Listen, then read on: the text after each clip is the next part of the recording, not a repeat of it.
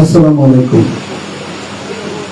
এতক্ষণ যে আলোচনাগুলো শুনছিলাম, মনে হচ্ছিল না যে প্রেস ক্লাবে বসে আছি, মনে হচ্ছে যে আমার কোনো পারিবারিক অনুষ্ঠানে বসে আছি। কেন, ডাইনে জামাই, বামে জামাই, আমি নিজে জামাই।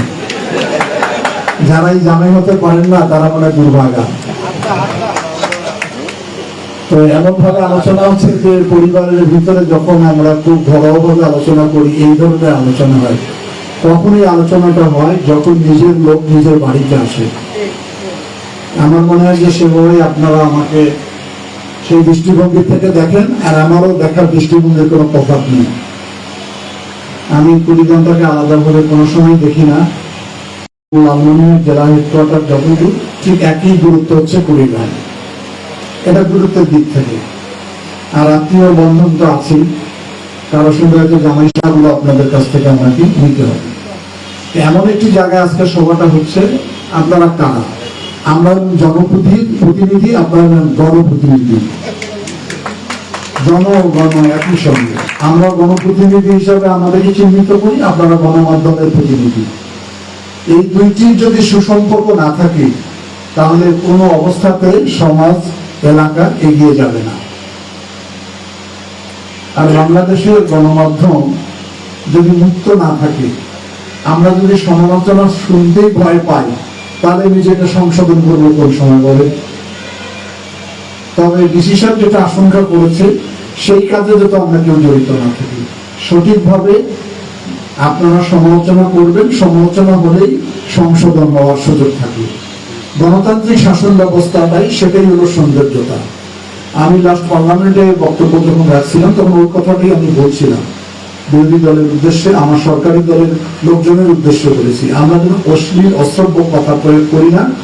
আমরা সমালোচনা করব, সমালোচনা শুনলে আমরা সংশোধন হবো, এবং আমরা এখানে বসে জাতি গঠনের সিদ্ধান্ত গ্রহণ করবো।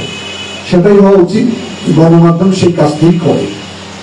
তা আপনাদের পেশা একটি সবচেয়ে সম্মানী পেশা, কিন্তু মাঝে মাঝে কিছু মানুষের ত্রুটির কারণে হয়তো আপনারাও সমালোচিত হন। সেটাও কিন্তু আপনাদেরকে সহ্য করতে হবে। ওই যে বললাম, সমালোচনা আপনার ভুলটা আপনি বুঝতে পারেন, আমরা একটা নিউজ উঠে গেল, সঙ্গে সঙ্গে তার আমরা প্রতিক্রিয়া দিয়ে ফেলি। ওটার গভীরে যেতে চাই না, সত্য না মিথ্যা, না ঘটনা ঘটেছে কি ঘটেনি, এটা যাচাই বাছাই আমরা করতে চাই না, একটা মন্তব্য করে ফেললাম। আমরা যেন তাৎক্ষণিক কোনো মন্তব্য না করি, আর রাজনৈতিক নেতারাও যেন করে না। সাংবাদিক ভাইরা, আপনারাও কোনো নিউজ আপনাদের আসার সঙ্গে সঙ্গে তাৎক্ষণিক যাচাই বাছাই না করে এটা প্রকাশ করবেন না। তাহলে যতটা আপনারা যাচাই বাছাই করবেন, ততটা সংবাদের গুরুত্বটা জনগণের কাছে গ্রহণযোগ্য হয়ে উঠবে। আমি আর ওই দীর্ঘ উচ্চমাত্রার কথা বলি না। আমি ব্যবহারকে বলছি যে বুদ্ধিজীবীর সঙ্গে আমি কি কথা বলবো। আমরা সেখান থেকে শিখি, সেখান থেকে জানতে চেষ্টা করি। যতই আমরা বলি, সকালবেলা পত্রিকা না দেখলে আমাদের সারাদিনটা ভালো যায় না। কোথায় কি ঘটলো না ঘটলো, কি হলো, এটা আপনাদের সমাজের দর্পণ আপনারা, সে কারণেই তুলে আনেন। তো আমি যেহেতু এই অঞ্চলের সন্তান, আমার নিজের কিছু ভাবনা চিন্তা আছে, সেটা একসময় আপনারা একটা ডাকলে আমি বলবো। সেই ভাবনাটা নিয়ে আমি বৃহত্তর পরিসরে কাজ করি। আমি কিন্তু আপনাদের জগতের লোক ছিলাম, সেটা আপনারা জানেন না। আমি ছাত্র জীবনে দৈনিক দাবানল, পরবর্তীতে দৈনিক বাংলায় কাজ করেছি দীর্ঘদিন, এবং অনেক বড় বড় টিচার আমি লিখতাম সেই সময়। কিন্তু কালের বিবর্তনের ব্যস্ততার কারণে আর পরবর্তীতে পড়ি না। তবে সাম্প্রতিক সময় তিস্তার উপর একটা বই লিখেছিলাম আমি, জাগোবাহির উপরে। এটি 21শে বইমেলা প্রকাশিত হয়েছিল অন্য প্রকাশনা থেকে। আমি এটা প্রেস ক্লাবে পাঠিয়ে দিব, এটা একটু পড়ে দেখবেন।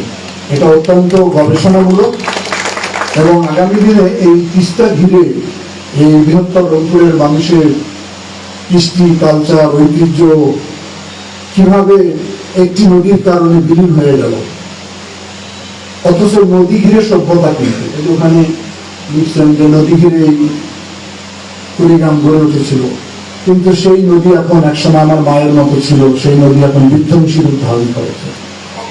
যাই হোক, এটার মধ্যে ভবিষ্যৎ কি পরিকল্পনা করা যাবে, কিভাবে কাজ করা যাবে, এটা বিশদ বলা আছে, আমি পাঠিয়ে দেবো, আপনারা দেখবেন। জেলা প্রশাসক সাহেবকে আমরা বইটা দিয়েছি, ওই জেলা সম্মেলনে আমি 64টা জেলাকে দিয়ে যাচ্ছি। তো আমি আর সেদিকে যাই না। আপনারা অনেক আকাঙ্ক্ষা নিয়ে আমাকে এখানে দেখেছেন যে এই যে আমার বলে ভাঙা চূড়া, এত কঠিন ভাবে আপনাদের এই যে সিসি ঢালাই বিল্ডিং, এটার একটা কাজ অসমাপ্ত রয়েছে। এখানে সোহেল আছে, আমি জিজ্ঞাসা করছি শফিক খানকে যেটা কি ইনফরমেশন মিনিস্ট্রি থেকে কোনো বরাদ্দ আছে কিনা, বলেন না, সেখান থেকে নিয়ে জেলা পরিষদ থেকেই করতে হবে।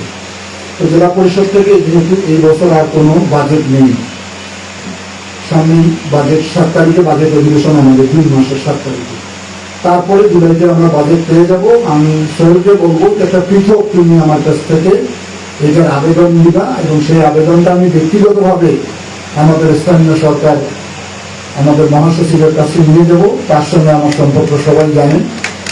আমি মনে করি যে উনি আমাকে এটার জন্য আলাদা একটা বরাদ্দ আমি নিয়ে আসার চেষ্টা করব, যাতে করে আপনাদের অসম্পূর্ণ কাজটা আপনারা শেষ করতে পারেন। এসে হয়তো 2 মাস দেরি, এখন কিছু তো নগদ দিতে হবে না, দিতে হবে না। এই বিয়ার সব আছেন না, ডিসি সাহেব, এইখানে মেয়েকে তো কুকুর আছেন না, আছে না, সেটা ভরাট করতে হবে।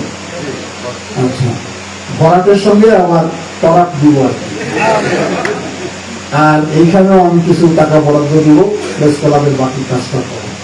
তবে খারাপ কিছু দিব না, ভালোই দিব, মোটা কথা দিব।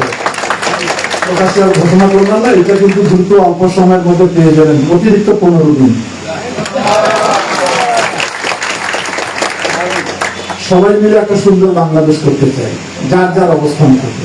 এত আত্মহত্যা, এত আত্মত্যাগ, এত রক্ত, বারবার বাংলাদেশ পথ হারায় ফেলে।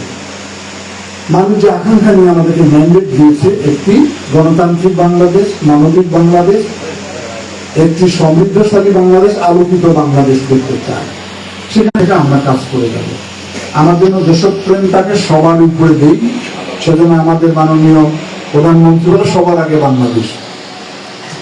তো সেই সবার আগে যেন আমরা বাংলাদেশকে ভাবি, কারণ এই বাংলাদেশের সৃষ্টিতে আমার পিতা সহ 30 লক্ষ মানুষ রক্ত দিয়েছে, শহীদ হয়েছে, 2 লক্ষ মা বোনের ইজ্জত দিয়েছে। সেই বাংলাদেশকে নিয়ে এখনো অনেক ষড়যন্ত্র আছে, আপনারা বোঝেন, আপনারা যেহেতু গণমাধ্যমে কাজ করেন। এখানে জুলাই সনদ নিয়ে অনেক বিতর্কের সৃষ্টি হচ্ছে, এই কথাটা শুধু বলে নেই।